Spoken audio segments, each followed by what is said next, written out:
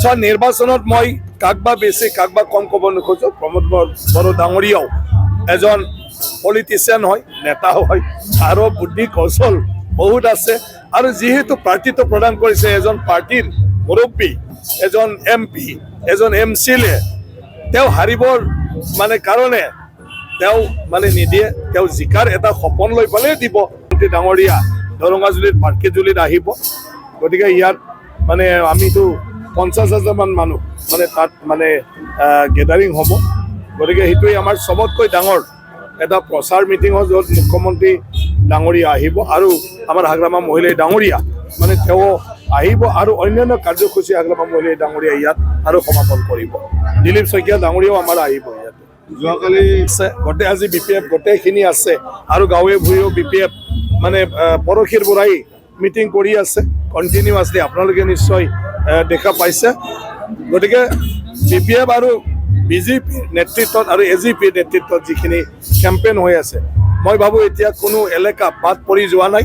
এতিয়া চুবুৰী আৰম্ভ হৈছে। গতিকে প্ৰত্যেকটা চুবুৰী তাতেও আমাৰ জনসম্পৰ্কটো হৈ উঠিব।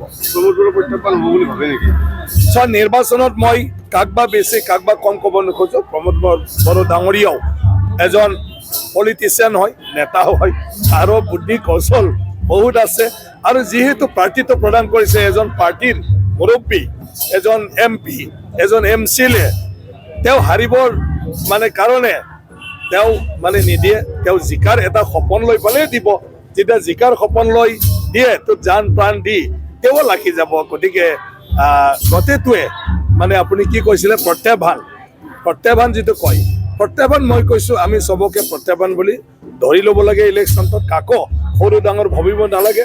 আমাৰ 8জন ইয়াত কেণ্ডিডেট আছে। মই ভাবোঁ 8জনৰ যোগ্য কেণ্ডিডেট আৰু 8জনৰো এটা ইচ্ছা আছে ৰাইজক সেৱা কৰা। বিধায়ক হৈ পালে ৰাইজে কিমান পচন্দ কৰে সেইটো ৰাইজে সিদ্ধান্ত ল'ব। কিন্তু সেই মানুহখিনিও দুই এটা ভোটাৰ টানিবই যিহেতু। গতিকে এই ভোটটো আমাক যিমান ভোট পাব লাগিছিলে তাৰ আমাক ভোটটো কাটিব। তো সেইটোও প্ৰত্যাহ্বান। ৰাস্তাত গৈ থাকিলে সৰুকৈ কাঁইট এটা থাকিলেও বাধা পৰে নপৰে, আমি ৰাখি পালে চাইকেল চলালে তাক আঁতৰাইহে আমি যাব লাগিব। গতিকে অকল প্ৰমোদ বড়ো নহয়, আৰু বাকী পাৰ্টি আছে। এই পাৰ্টিবিলাকৰ লগতো সৰুই হওক ডাঙৰেই হওক প্ৰত্যাহ্বানে, কাৰণ তেওঁলোকেও এটা আশা লৈ পেলাই নিৰ্বাচনত নামিছে।